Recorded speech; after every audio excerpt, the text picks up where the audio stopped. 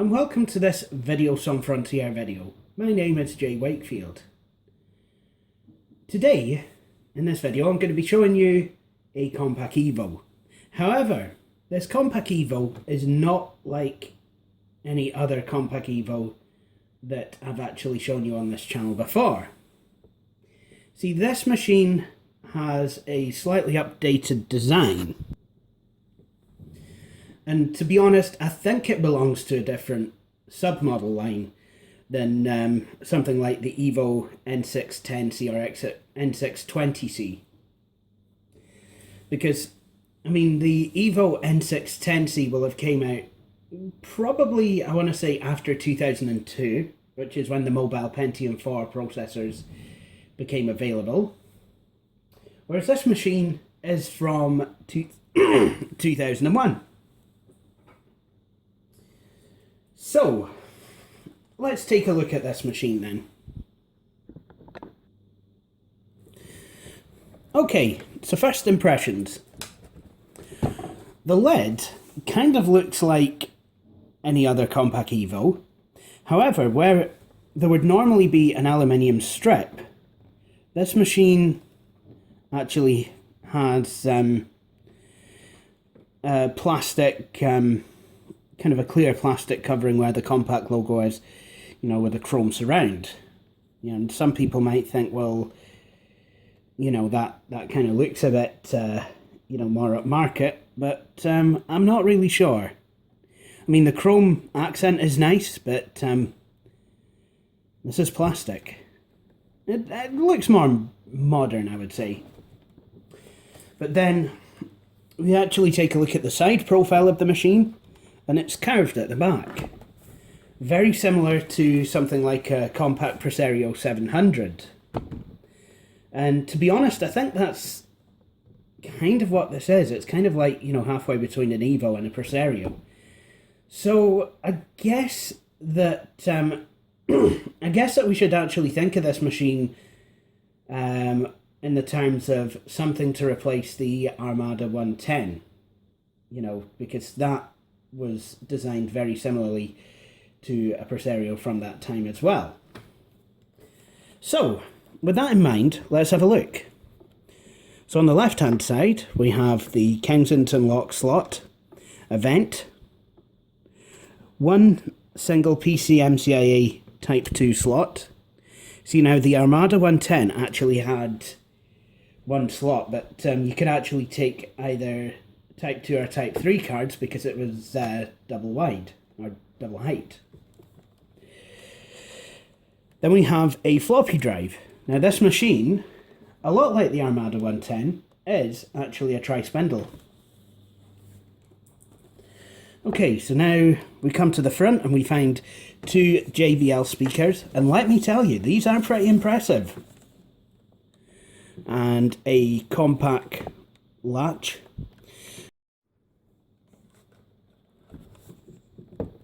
On the right hand side we have a DVD-ROM drive, and well, first we have the battery and then we have the DVD-ROM drive.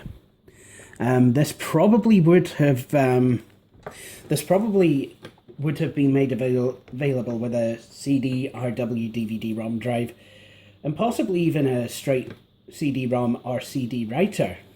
I don't know that though, but I could certainly have a look into it. And then we have a mini firewire port. So it's not complete bottom of the barrel basement budget. On the rear of the machine we have, let me just see if I can find out which order they're going, microphone and headphone sockets, DCN,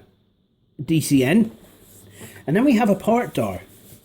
Now this port door, it might feel a bit cheap and flimsy, but actually I think the way that it's been implemented is actually not a bad idea.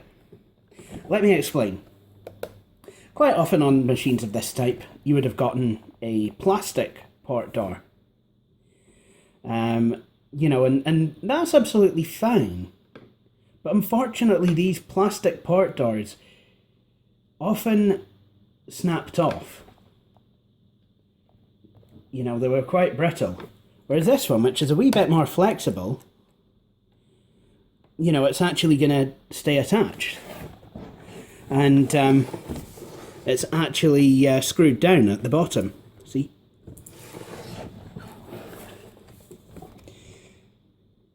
So underneath the port door we have a USB 1.x port. Just the one though, I might add. Hang on, no there isn't, there's two, sorry. Actually it's black, it could be USB 2, I'm not entirely sure. Don't think they are though. But I could be wrong. There's a fan, S-video out for connecting to a television set or something like that, projector. VGA out. PS2 mouse connector. IEEE 1284 parallel printer port. But no serial port. And then there's another vent, and then we have Ethernet and modem. So this machine has a lot of good parts on it. But what I'm going to do now is I'm just going to, I'm actually going to connect it up. And then we'll take a look inside. Now, I will be honest, this flexible port door, it can make it difficult to get some connections in, especially things like the power port if you're using an angled connector, which I am here because the joys of universal power connectors. Look at that. But one thing I do like about this machine is it does have an Ethernet port, which actually was becoming the norm on machines like this, actually, you know, in the very early 2000s. But then again, Compaq have been well known for installing integrated Ethernet on much earlier machines than this one. See the Desk Pro 5100 video. Right, what I'm going to do now is I'm going to plug it in. The battery has absolutely no charging capabilities at all whatsoever. Okay, so if we take a look at the design is more like that of a Presario from the time. It has a 4-way scroll button, a lot like a lot of the Windows XP machines of the era. Certainly Acer would do such a thing. Then we've got left and right mouse buttons. Nice keyboard. It's you can tell it's an early machine though, because an early XP machine though, because it's got the old style Windows keys. And unlike a lot of my other machines, this machine has an AMD Athlon XP processor. It's a mobile AMD Athlon XP mobile 1700. Sorry, my mind went blank there. And it's not too bad. This machine's been played with 384 megs of RAM, of which 16 is used for the video. But you can actually adjust it so that it uses 16, 32 or 64 megs. But what's going to make this video kind of exciting is I've had these for about 3 years. Now, the machine did come with XP Professional. These are XP Home, but they will work. So, I think the best thing that we can do, best thing that I can do, is actually show you the recovery process and the software that these CDs actually will image to the machine. Alright, I'm just going to enter the setup. Yep, okay. And the CMOS battery could use a replacement. Don't know how difficult it would be to replace it on this machine, but I could certainly give it a go. And the time is 08:56. The date is 04/22. to 2016.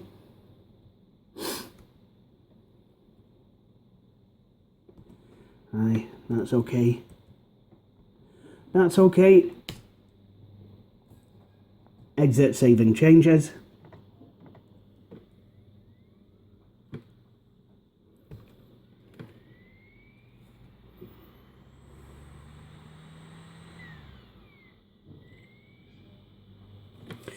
And now the Restore CD-ROM is starting.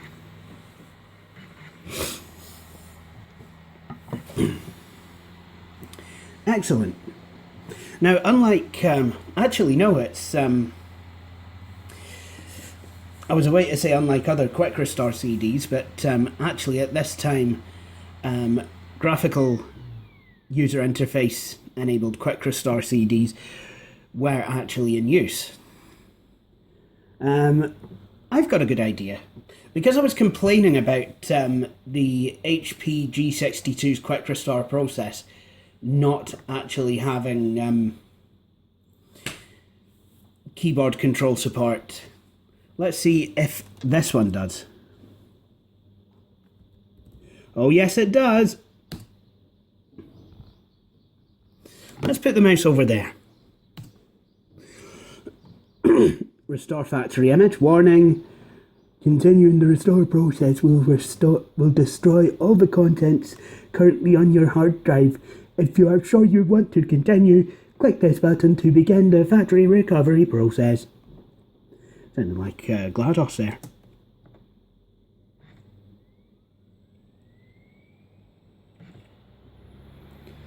Warning, Compaq QuickRestore is now restoring your computer to factory defaults. You will lose all of your documents. Ha ha.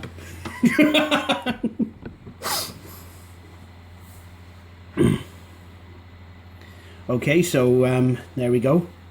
Now that's restoring. There's 2 other discs to this set, so you know, it will ask for the other discs as needed. So I think this is a perfect time for me to go and everyone all together now make a cup of tea while quick restoring a Compaq. Yeah, still so stereotypical. So what I'm going to do now is just insert disc 2. Now this does span across 3 CDs, but the 3rd CD barely has anything on it. And I guess that's probably for the best. Because, I mean, the actual software image, there's barely anything on it. But then again, I guess it is Windows XP, so, you know, I mean, the Packard Bell iMedia, for example, the 5106 had 4 discs to it. So, you know, I mean, that's, you know, and that actually did come with a fair amount of software. So, you know, I guess I shouldn't complain. And, you know, if I actually had the proper Quick Restore disc that went to this, you know, the Evo, the Windows XP Professional, I mean, it probably wouldn't come with much more software. It would probably not have AOL or anything like that on it, but, yeah, actually, I don't know. I think all that would really be different is that AOL wouldn't be there. Probably Rail Player wouldn't be there. But it would be XP Professional. But, while this Quick Restore CD, while the version of Compaq Diagnostics on the Quick Restore CD will tell you that this machine is a Presario, if you actually go into the Compaq Info Center, which is installed along with this image, it will tell you that the recovery CD does actually come with a few things that are specific to Evo laptops, which I can actually install on here. So there is that. You know, and if it didn't support this laptop, it would just refuse to install. I know, because I've tried this with my other Evo, the n1005v, and got absolutely nowhere. But Okay. Anyway, I'm going to continue. I'm going to let this continue.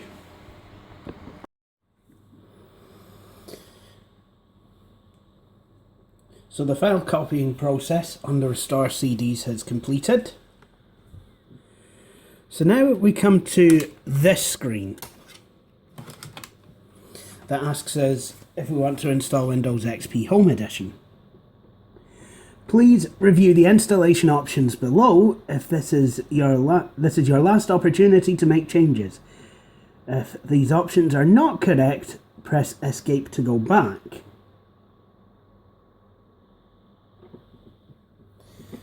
Wonder what would happen if we did do that. Oh!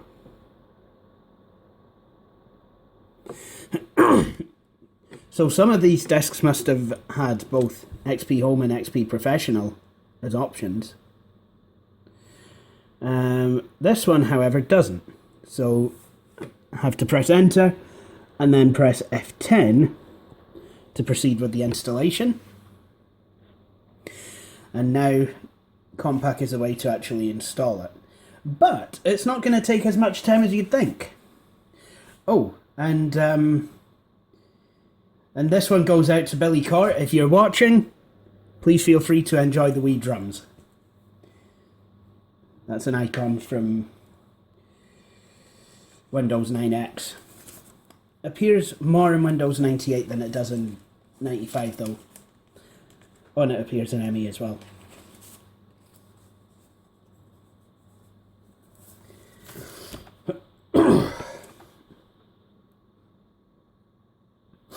So now it'll reboot yet again.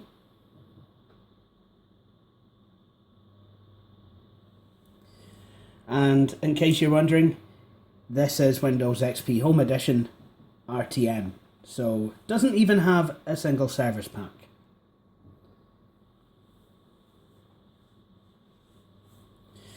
I think I'd like to upgrade this machine to at least 512 megs of RAM though. Because I'm not entirely sure that I'm not entirely sure that 384 is enough. In fact, I know it's not enough. And if I could get it to a gig, that'd be nice as well. But yeah, I don't think that's going to happen.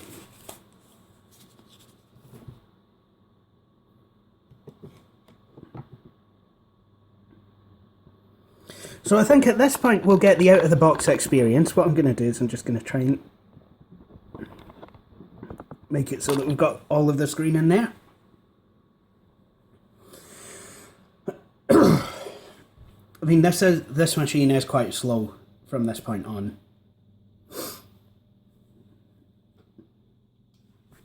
But what I've got to remember is it's only a 1.4 gigahertz processor. Oh, here we go. So all the drivers on this machine are installed.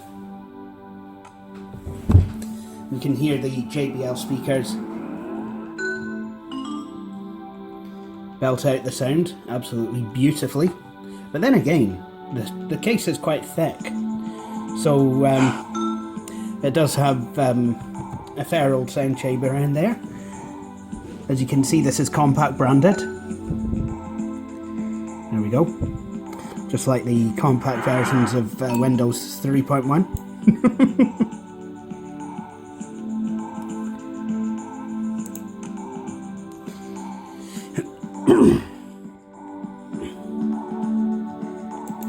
Here's what I'm going to do is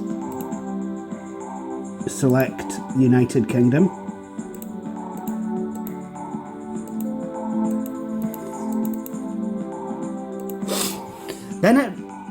Then it leads me to wonder where these QuickRestore CDs came from. Are they American, or is it, have Compaq not bothered to select Britain as the default?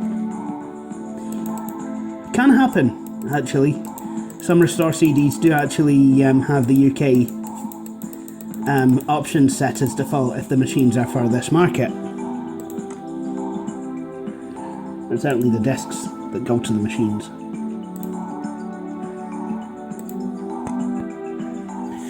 Okay, now to put a computer name in.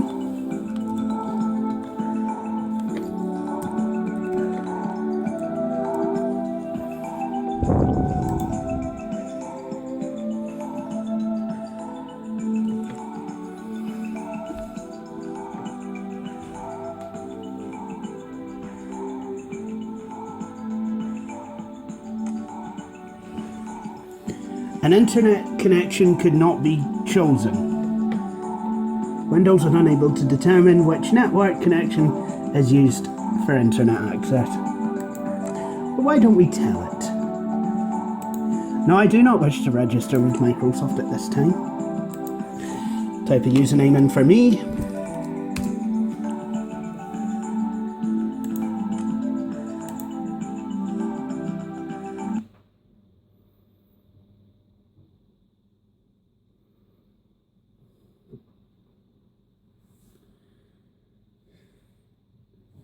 Okay. So now we'll see this OEM Compaq desktop for a wee while. We'll continue to do so for quite a long while actually. And then the machine will restart a couple times. And then I think these earlier QuickRestore disks, what they used to do is format the hard drive as FAT32 and then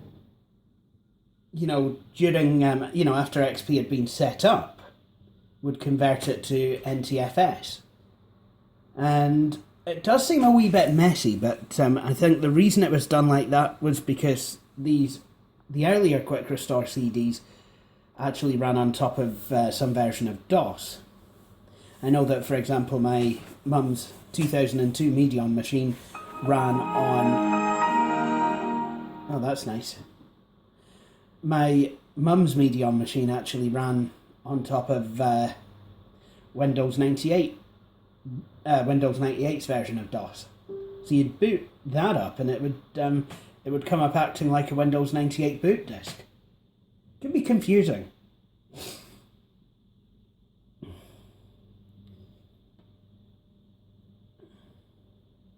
So I don't know what's... there we go. More of the drum animation. Get your fill while you can. And then what will happen is it'll restart a couple more times.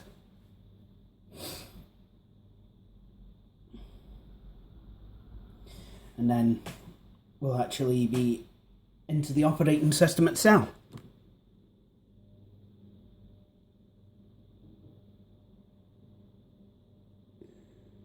There we go.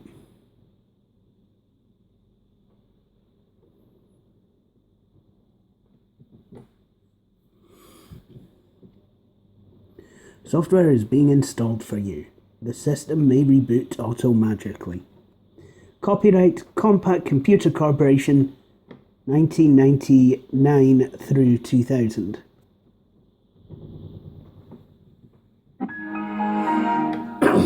Oh, that's good. That was reassuring.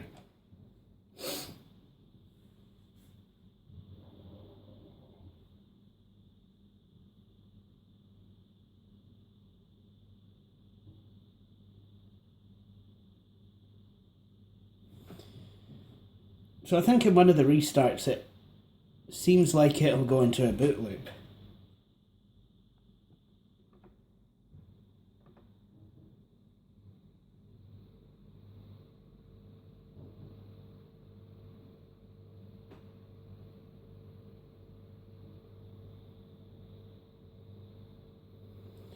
Here we go. Tell you, this takes me back.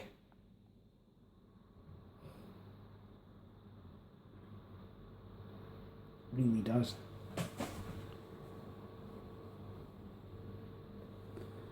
There we go. Now it's converting drive C to NTFS.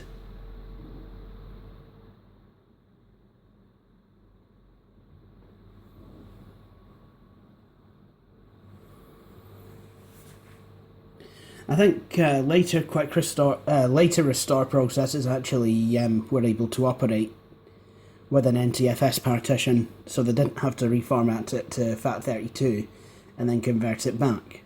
And I think that's a good thing, because I think it's a wee bit messy to convert a file system rather than to straight format the hard drive into said file system.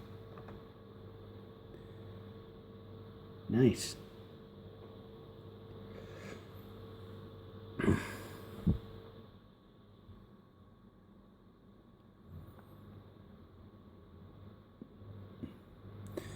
And what will happen now is that it'll check the disk, I think.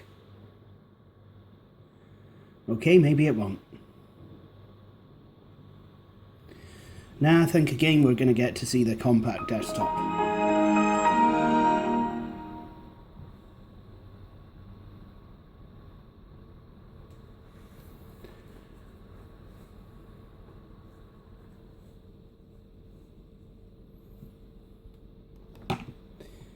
I like that.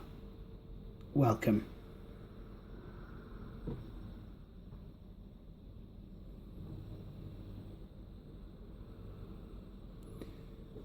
And eventually, here we go, we're now seeing the desktop. Nice. Microsoft Windows XP.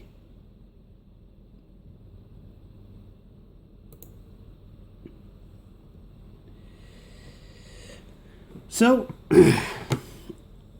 let's have a look at the pre-installed software. First of all, I'm going to change my picture to tropical plants. Then I'm going to create a password. Do I wish to make my files private? Nope. Oh, and for those who think that Windows 8 was bad, Windows 8.1 was bad for forcing you to have a .NET account, a Microsoft account linked in with Windows. Just remember, you saw it here first. Set up account to use a .NET passport. Actually, why don't I see if I can still do such a thing?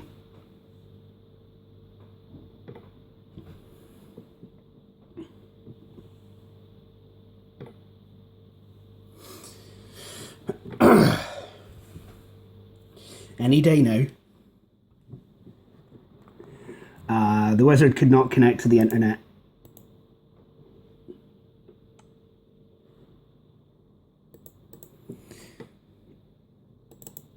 The functionality's probably been turned off. Oh well, it's for the best. Okay, next thing I want to do, go to the control panel and select a large mouse pointer.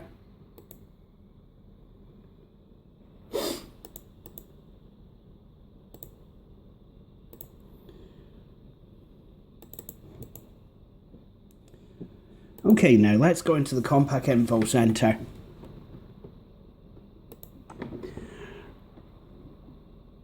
Software and drivers.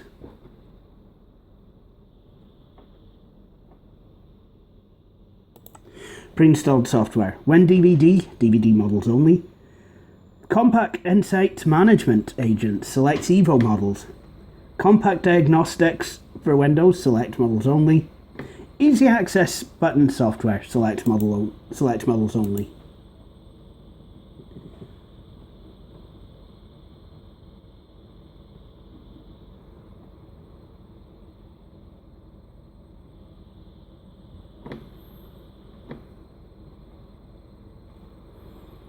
So I think that I honestly think that this Restore CD thinks that this machine is a Presario.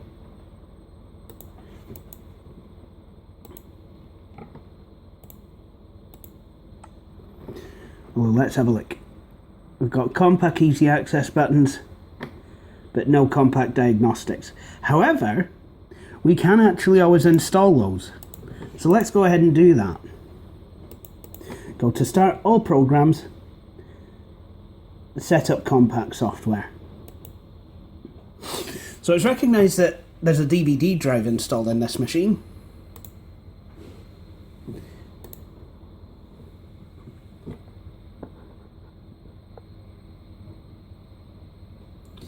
So this is the software installing. Again, it's taking its old sweet time. Any minute now, this thing will start to do a thing.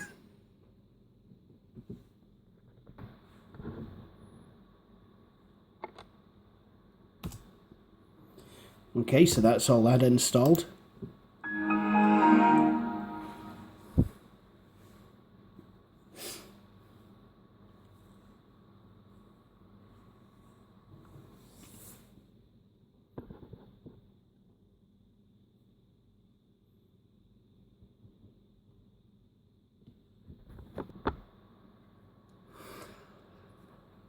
Now in 2001, 2002, and even 2003, a lot of computer manufacturers were still providing quite a sizable software bundle with computers that they made and sold.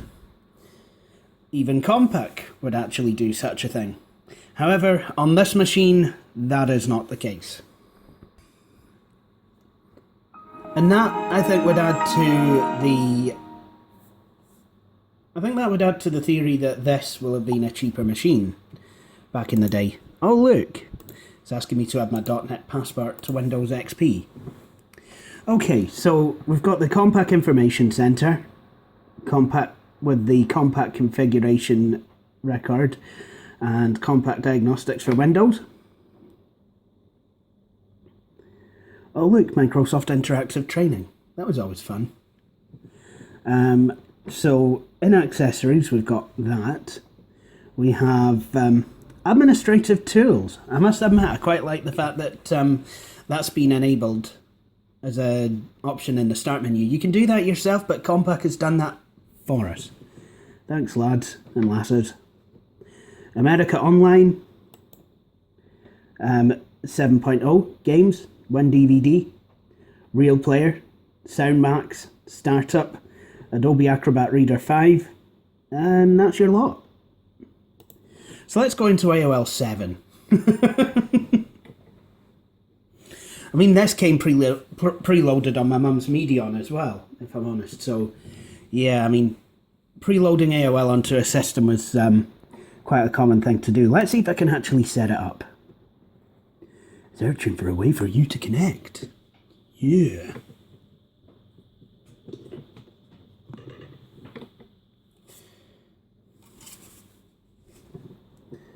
Okay, TCP/IP. Let's sign on now.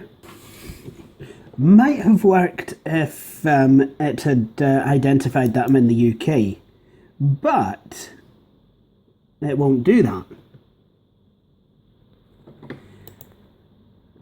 Which again leads me to believe that this could be an American Restore CD set. Goodbye. Because it's all a bit Americanized. Okay, never mind that. Let's have a look at something else that's a wee bit pointless.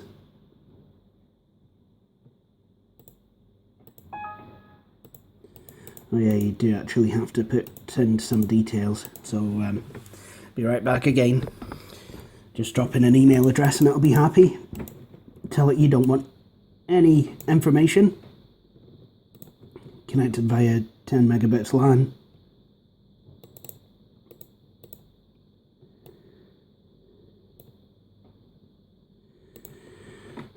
And I can tell it what I'm interested in. I remember when I had my digital camera, my first digital camera came with Real Player and Real Jukebox. And I don't know why, but I always used to fill in every bit of that and say exactly what I was interested in, even knowing that I couldn't actually get online because my 2001 custom build was not connected to the internet. So yeah, I really don't know why I did that back in the day. Would have been quite interesting to see what happened. Probably nothing. It's Real Player, never worked. Tell you what happens now though. It'll attempt to load.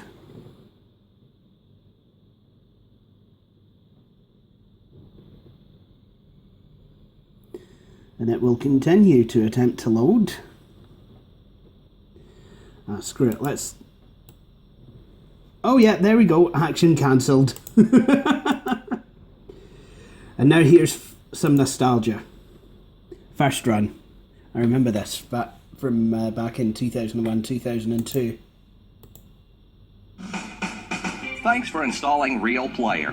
The Real.com media bar now makes it easier than ever to find the internet audio and video you want. And with the new Real Player Gold Pass, you get Real Player 8 Plus, as well as exclusive content, premium services, and special offers on Real Networks products, games, and accessories.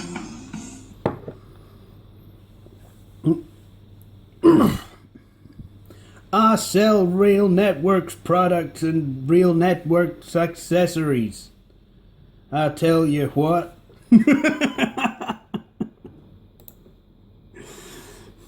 I wonder if anyone actually subscribed to the Rail Player Gold Pass. And if so, what did they get? Exactly what did you get with the Rail Player Gold Pass? And what was the difference between Rail Player 8 and Rail Player 8 Plus? And another question. This machine came out in 2001. Rail 1 Player was a thing. Why did you not pre-bundle that? Or would Rail not actually give you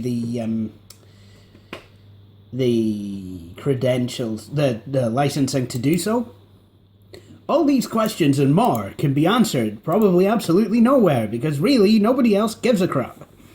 So let's move on to something that I do know. Compaq Diagnostics. This will tell us all about the computer. Isn't that nice? Product, Presario, that's a lie. Number of processors, 1, that's correct. Number, processor, mobile AMD Athlon XP processor, 1700 plus at 1.46 gigahertz. Whoops, gigabytes.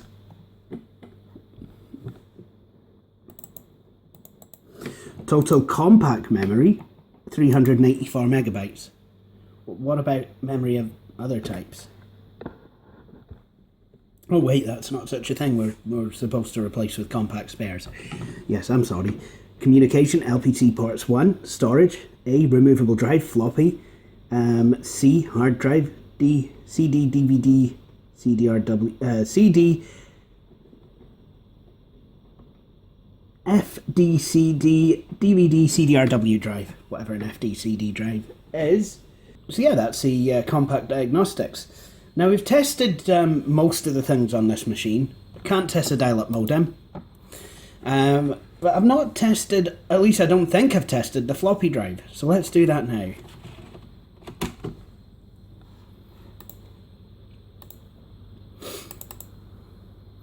That's something that is in this machine's favour. It's a tri-spindle machine.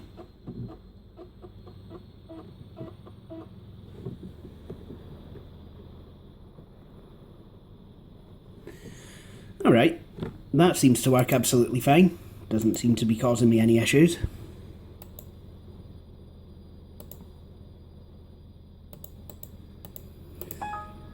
And I'd rather not have a Dell BIOS hanging around the place.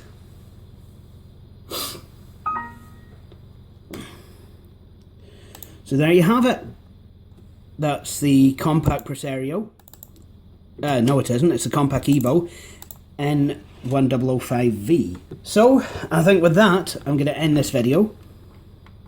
I hope you've all enjoyed watching it. If you have, and you'd like to see more, please feel free to subscribe to my channel. Also, please feel free to follow me on Twitter and like Video Song Frontier on Facebook. But in the meantime, thank you for joining me, and please do feel free to join me for the next video. Cheery bye.